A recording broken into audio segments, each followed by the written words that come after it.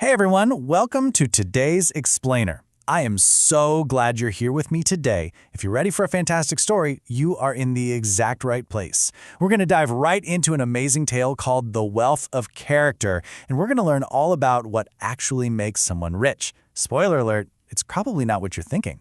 Let's get right into it. So, here's a question for you. Does having a lot of money make a person good? I want you to take a second and really think about that. If someone has a massive house, all the fanciest clothes, and literally endless toys, does that automatically mean they're a kind, good person on the inside? Hold on to your answers, young learners, because our story today is really going to put that to the test. Part 1. Two different people. Picture a small, quiet village. In this village lived two guys who were practically total opposites. First up, we've got Ramu. He was a farmer.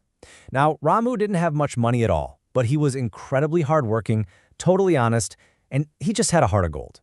Then, on the flip side, we have the village landlord. He was super rich, but he had a really big problem, his attitude.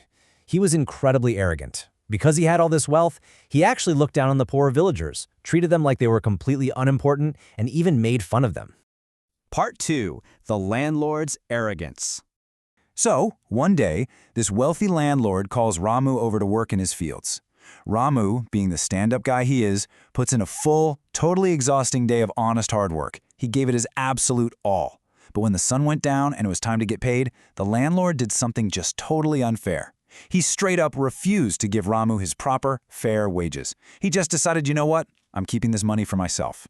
When Ramu bravely stepped up and asked for the money he'd rightfully earned, the landlord just sneered at him. He said, "People like you are nothing in front of me. Be happy with what you got." Wow, can you even imagine someone saying something like that?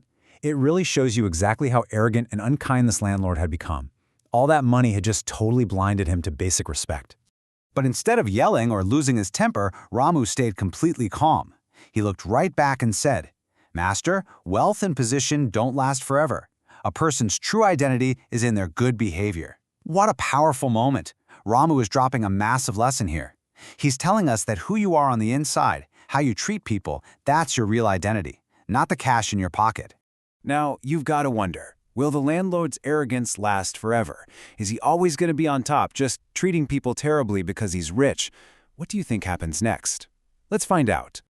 Part 3. Terrible flood in the village. Fast forward just a few months and disaster strikes. A massive, terrifying flood suddenly sweeps through the entire village. The water rose up so fast and so high that the rich landlord's fields and all of his giant storage warehouses completely sank underwater. Literally all of his wealth washed away in a flash. He lost everything. And here's the kicker. When the landlord was desperate and begging for help, the other villagers, well, they hesitated. Why? Because they remembered how mean he had been. He never treated them with respect, so nobody really wanted to step up for him now. Which brings us to part 4, Ramu's kindness. So here's a huge question for you. Did Ramu help the landlord?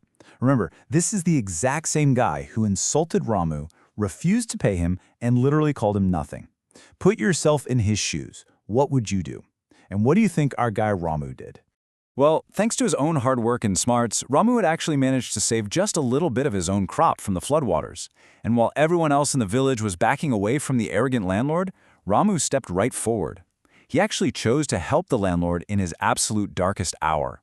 He chose kindness, even toward the guy who treated him terribly. Now that takes true strength. When the landlord saw this totally incredible act of forgiveness, his heart completely melted. He realized how wrong he had been.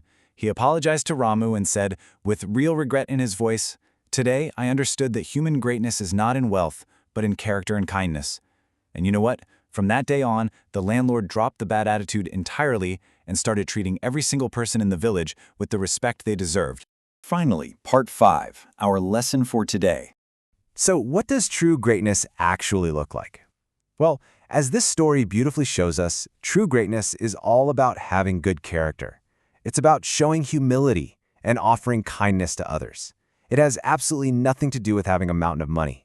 Humility just means you don't walk around thinking you're better than everybody else. Exactly like Ramu showed us.